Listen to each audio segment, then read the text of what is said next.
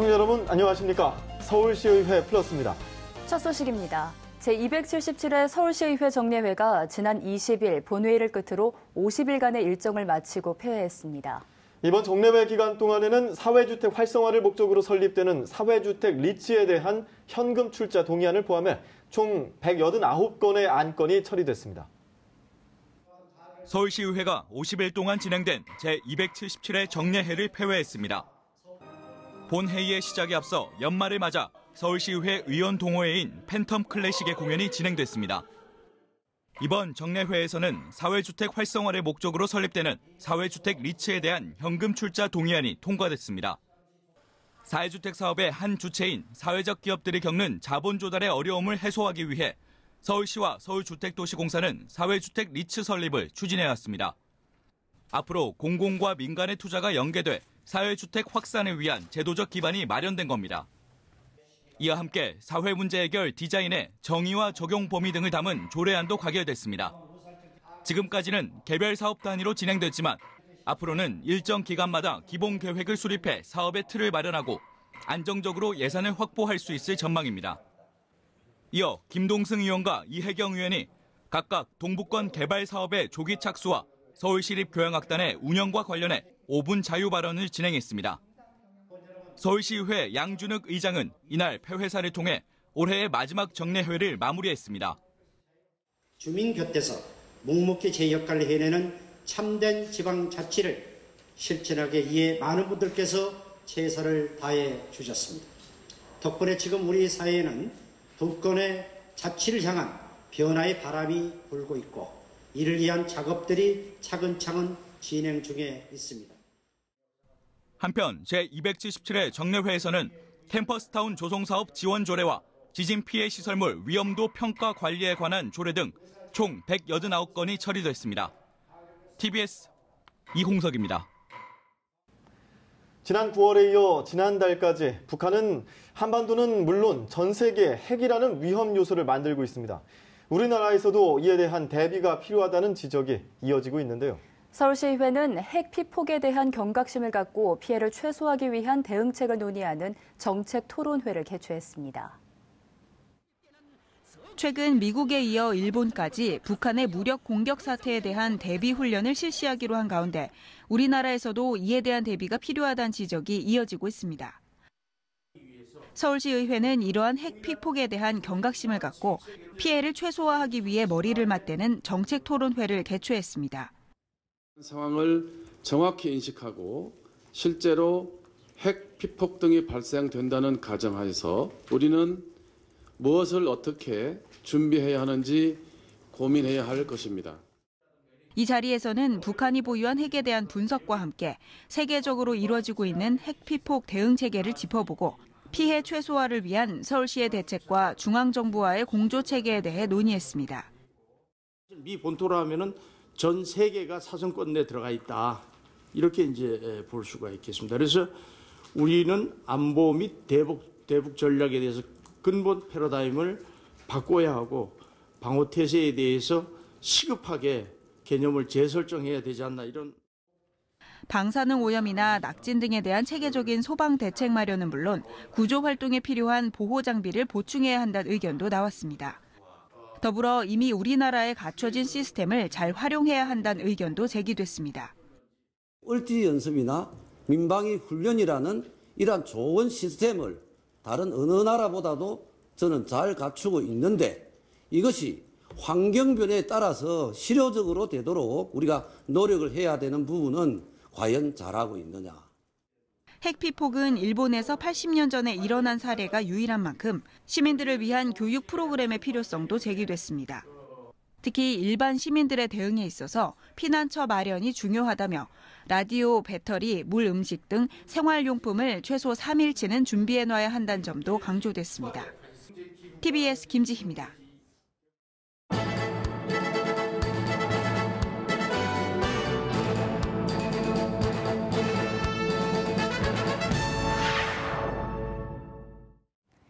지난 20일 오전 서울시의회 본관에서 시의회 교육위원회 주최 교육제도 개선 촉구 기자회견이 열렸습니다. 김생환 위원장 등 9명의 교육위원회 의원은 교육 분야의 폐단과 비민주적 제도들이 조속히 개혁돼야 한다며 공립유치원 확대, 학생인권 신장을 위한 단독 법률 제정 등 9가지 교육개혁 과제를 제시했습니다. 이 밖에 지방교육재정 운영의 자율성을 침해하고 있는 특별교부금의 비율 축소 등 교육청의 재정 운영 부담을 경감하는 방안도 건의됐습니다. 이윤희 의원이 서울시의 도시제조업 지원에 대한 문제점을 분석하고 근본적인 대책 마련을 촉구했습니다. 서울시의 제조업 종사자 수는 약 28만 명, 제조업 사업체는 6만 1천여 개인 것으로 나타났고 이 중 고용인원 10인 미만의 소규모 제조기업인 도시형 소공인의 경우 종사자는 약 16만 명, 사업체는 5만 6천여 개로 서울시 제조업 중 상당한 비율을 차지하고 있는 것으로 나타났습니다. 특히 서울시의 제조업은 의복, 신발, 인쇄 등 노동 집약적 업종이 주를 이루고 있으며 신기술 도입과 신규 인력 확보에 어려움을 겪고 있어 급격하게 쇠퇴하고 있는 상황입니다. 이에 이윤희 의원은 도시 제조업은 고용 유발 효과가 크고 4차 산업혁명에서 혁신 기업을 만들어내는 기반이 돼 서민을 위한 양질의 일자리를 창출할 수 있다고 강조하며 종합적인 지원 시스템 구축과 도시 제조업 역량 강화를 전담하는 소공인과를 신설해야 한다고 대안을 제시했습니다. 우미경 의원이 융합과 이해라는 주제로 다문화 시대 그들의 이야기를 듣다 토론회를 개최했습니다.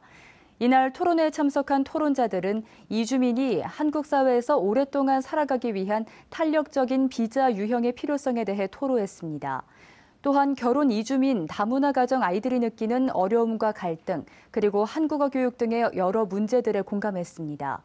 우미경 의원은 다양한 다문화 정책이 발전적인 방향으로 나아가는데 서울시와 함께 노력하겠다고 말하며 이주민의 복지와 인권 개선을 위한 정책을 보다 구체화하겠다고 강조했습니다.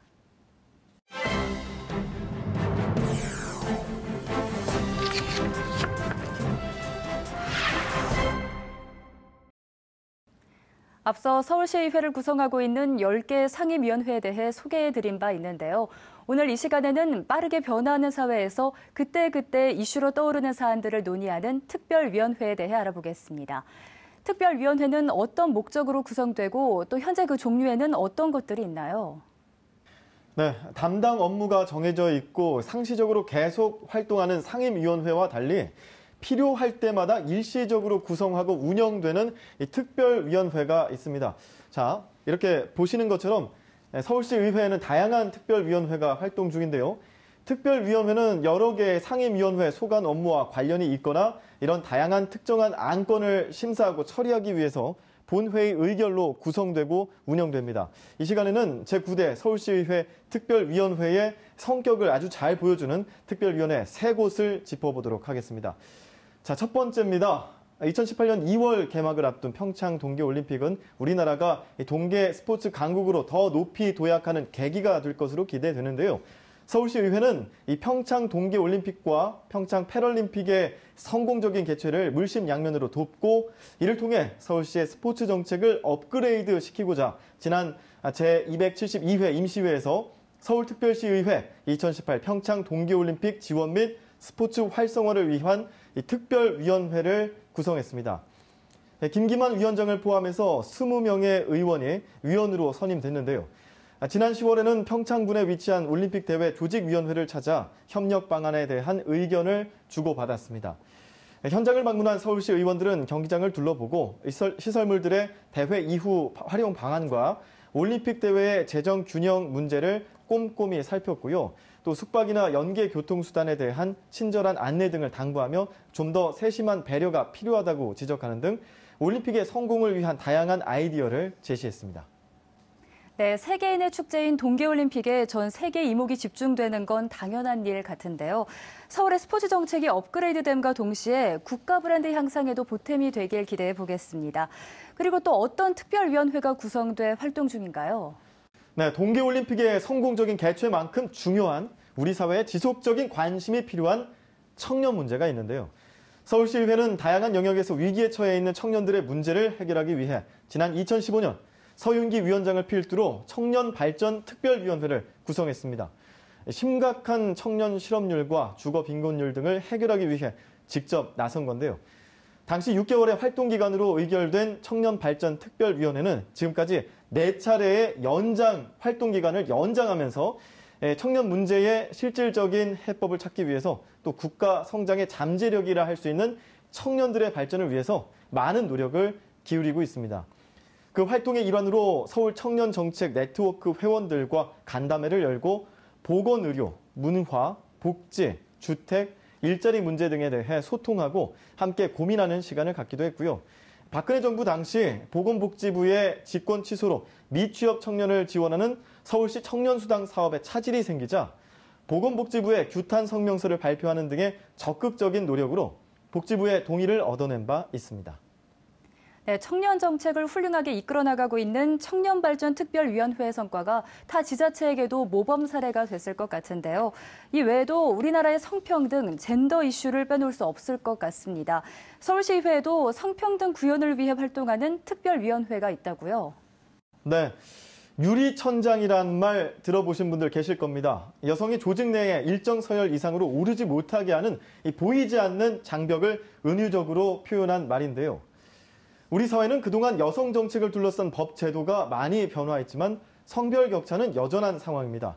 이런 상황 속에서 서울의 여성 정책이 보다 실효성 있게 구현될 수 있도록 제도와 대안을 마련하고자 여성특별위원회가 구성 결의됐습니다. 1명의 의원이 위원장으로 선임됐고요. 총 12명의 위원이 선임돼 활동 중인데요. 최근 여성특별위원회가 주로 관심을 가졌던 분야가 성인지 예산 제도입니다. 선뜻 어떤 제도인지 이해가 쉽지 않을 텐데요. 즉 예산 편성이나 집행 과정에서 남녀에게 미치는 효과를 고려해 남녀 차별 없이 평등하게 혜택을 받을 수 있도록 하는 제도입니다. 지난 9월에는 성인지 예산 포럼을 개최해 성인지 예산 제도와 실제 운영상의 한계 등을 논의했고요. 10월에는 여성특별위원회 제3차 회의를 개최해서 시정 전반의 성인지 강화 시책 추진 상황을 점검하고 또 성평등 정책의 효과성 강화를 위한 대안을 모색했습니다.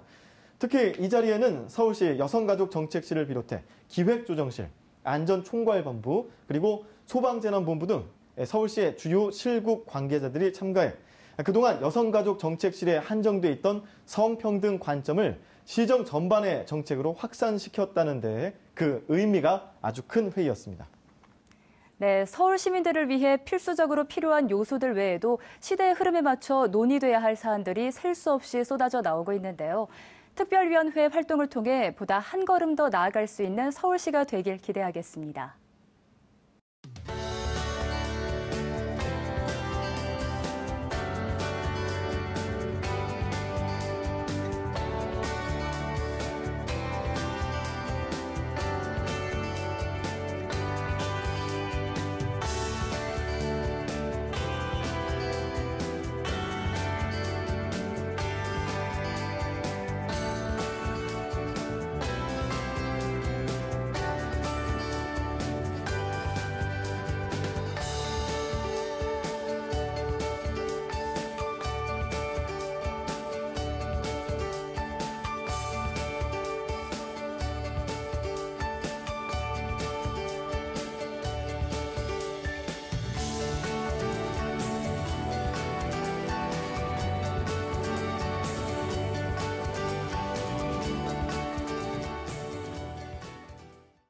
서울시의회 플러스 준비한 소식은 여기까지입니다. 함께해 주신 여러분 고맙습니다.